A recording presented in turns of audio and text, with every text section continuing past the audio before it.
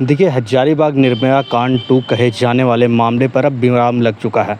आज हजारीबाग प्रशासन के द्वारा इस मामले पे खुलासा कर लिया गया है। अभी रात के 11 बज रहे हैं और अभी हजारीबाग प्रशासन के द्वारा प्रेस वार्ता कर जानकारी दी गई है कि मामले इस जो विकसुंगल का जो मामला था उसको उद्भेदन कर लिया गया है। आपको बता दें कि जितने भी इस मामले को लेकर जितने भी अफवाहें चल रही थी उस पे विराम लग चुका है और ये पूरा मामला उलट गया है। आपको बताएं कि ये मामला अब नरबलि से जुड़े और तांत्रिक विद्या से जुड़े मामले पे सामने आ रही है। आपको बता दें कि जो मृतक छोटी बच्ची थी उसकी मां के द्वारा ही इस घटना को अंजाम दिया गया है।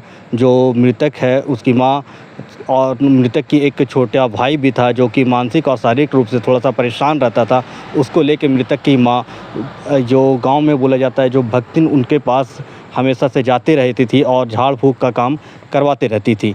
इसको लेकर भी ये भक्तिन जो है वो पहले बताई थी कि ये ठीक करने के लिए एक कुमारी कन्या का बलि चाहिए, जिसको लेकर उसकी छोटी बेटी को ही बलि देने की बात कही गई। उसके लिए मृतक की मां जो है वो भक्तिन से बात की, जो वो पूजा पाठ करती है उसके द्वारा, और उन्होंने बताया कि ये जो मामला है इसके लिए अष्टमी के दिन नरबलि दिया जाएगा, जिसको लेकर मृतक की जो मां है उन्होंने बच्चे को लेकर, और ये उसके साथ एक और आदमी भी थे जिनका नाम भीमराव बताया जा रहा है।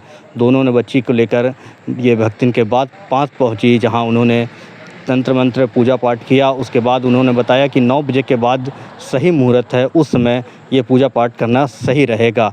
ऐसे में तब तक वो मृतक की मां और बच्ची को लेकर वो जुलूस में चले गए थे। उसके बाद थोड़ी देर बाद वो लोग वहां पे पहुंचे और फिर वो पूजा पाठ करने के लिए बताया जा रहा है कि जहां से मृतक की बॉडी मिली थी वो एक बांस का पेड़ था, वहीं पे वो भक्तिन के द्वारा पूजा की जाती थी। वहीं पे मेरी जो वो 12 वर्षीय लड़की थी उसको ले जाया गया और उसके साथ पूजा पाठ किया गया। उसके बाद उसके जो ये भीमराव है उसके द्वारा गला दबाकर उसकी हत्या कर दी गई। इस पूरे मामले में हजारीबाग प्रशासन ने आज प्रेस वार्ता कर मामले का खुलासा किया है। हम आपको सुनाते हैं कि हजारीबाग एसपी ने और डीसी ने और डीआईजी ने क्या कुछ कहा। दिनांक 25 मार्च को विष्णुगढ़ थाना अंतर्गत कुसुम्भा गांव में एक बच्ची का शव बरामद किया गया था, जो कि एक दिन पहले ही 24 मार्च को मंगला जुलूस के दौरान मिसिंग हो गई थी। इस संबंध में बच्ची के मां रेशमी देवी के आवेदन के आधार पर विष्णुगढ़ थाने में मर्डर और पॉक्सो के अंतर्गत एफआईआर दर्ज किया गया था। मामला चूँकि काफ़ी गंभीर था और इस केस में करीब करीब किसी प्रकार का कोई आई विटनेस और कोई परिवार की तरफ से भी कोई स्पष्ट बताया नहीं जा रहा था, इसलिए पुलिस के द्वारा सभी पहलुओं पर काम किया गया। विभिन्न प्रकार के टेक्निकल एविडेंसेस पे काम किया गया, कई प्रकार के फॉरेंसिक एविडेंसेस कलेक्ट किए गए, कई लोगों से पूछताछ किया गया जो कि किसी न किसी रूप में हमें कोई इन्फॉर्मेशन दे सकते थे, सभी से पूछताछ किया गया।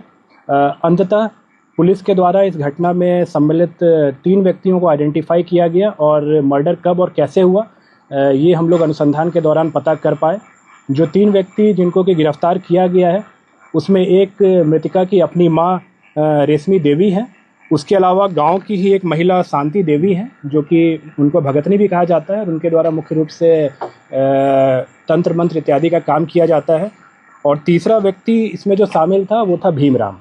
ये तीनों एक ही गांव के रहने वाले थे, भीमराम, और ये तीनों एक ही गांव के रहने वाले थे। और हत्या का जो मुख्य कारण था वो मृतका की मां को विभिन्न प्रकार की पारिवारिक समस्याएं आ रही थी और जिसके सॉल्यूशन के लिए बेसिकली ये इस भगतनी के पास गई थी।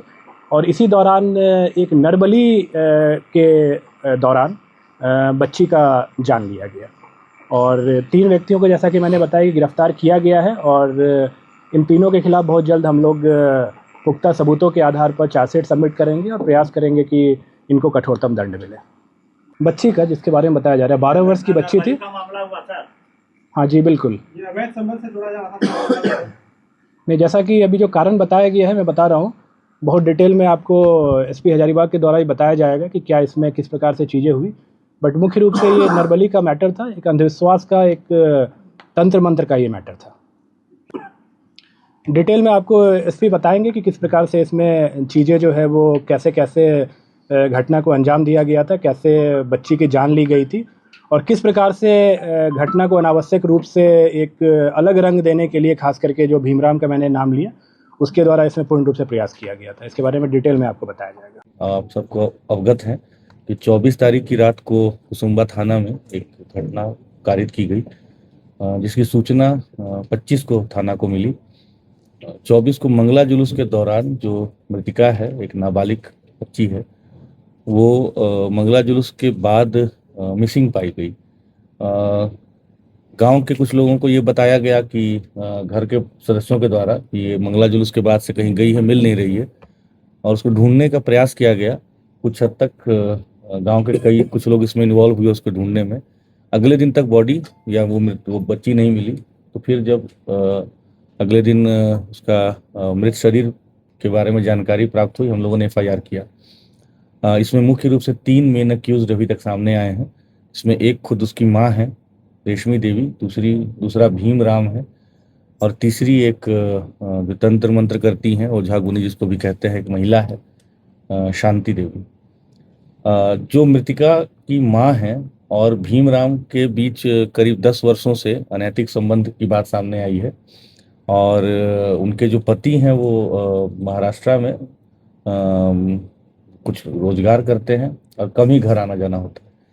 मृतिका के जो बाकी भाई बहन हैं, वो भी उनको अपने पिता के नज़र से ही देखते हैं, और एक तरह से उस परिवार के ऊपर भीमराम का कंप्लीट होल्ड जैसा है।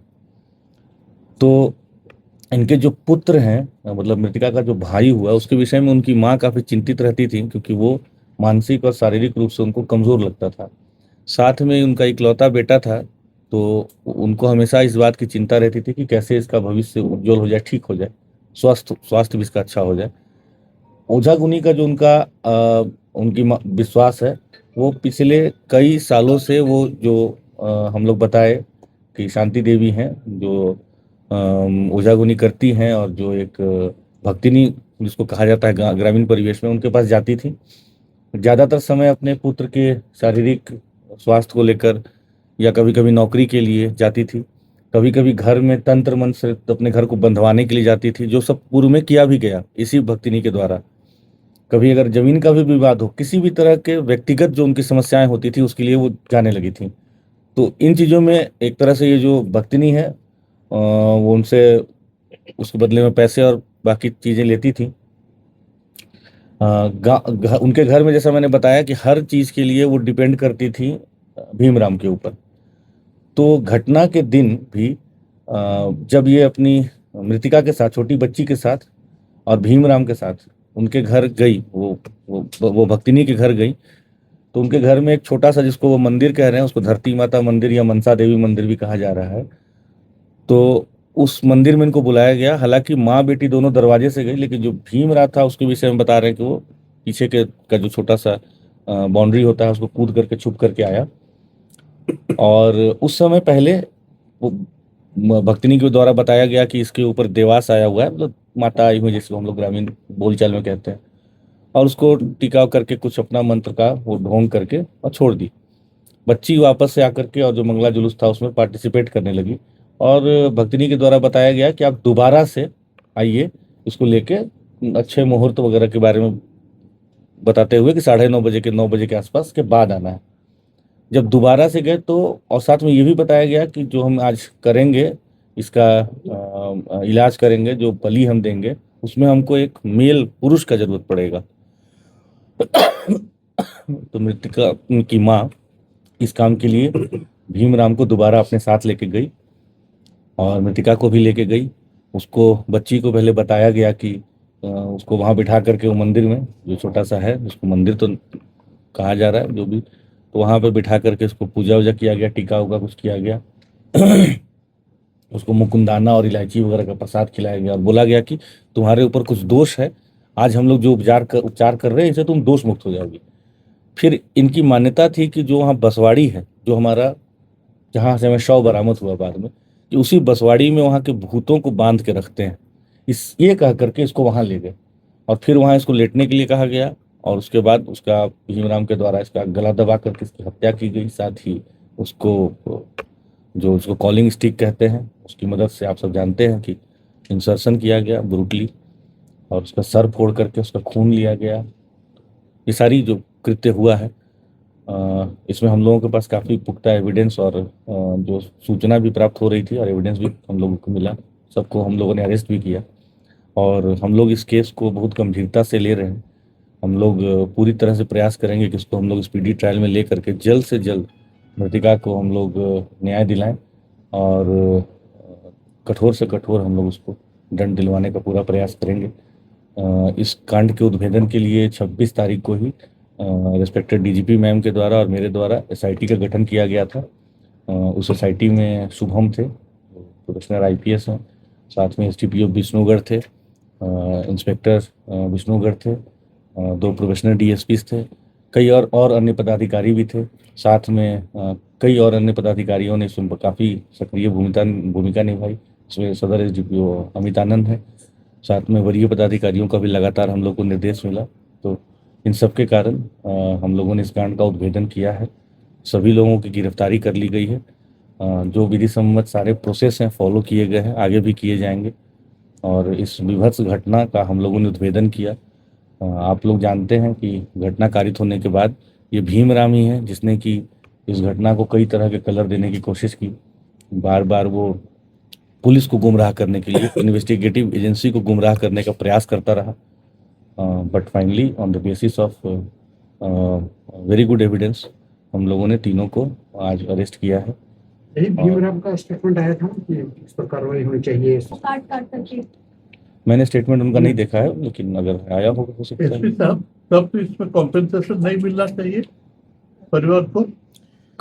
इन विषयों पर मुझे लगता है कि उपायुक्त महोदय आप लोगों को पहले विक्टिम कॉम्पेंसेशन पे चर्चा किया था कि जैसे ही हम लोगों को पता चला कि इसमें कुछ लोग जो हैं परिवार के सम्मिलित हैं, तो हम लोगों ने इसको होल्ड कर दिया है और जब तक इन्वेस्टिगेशन कंप्लीट नहीं होता है उसके उपरांत ही हम लोग इस पे कुछ निर्णय ले पाएंगे। सर 4 लाख रुपए देने की बात वो होल्ड कर दिया गया है, उसको होल्ड कर होल्ड कर दिया गया है।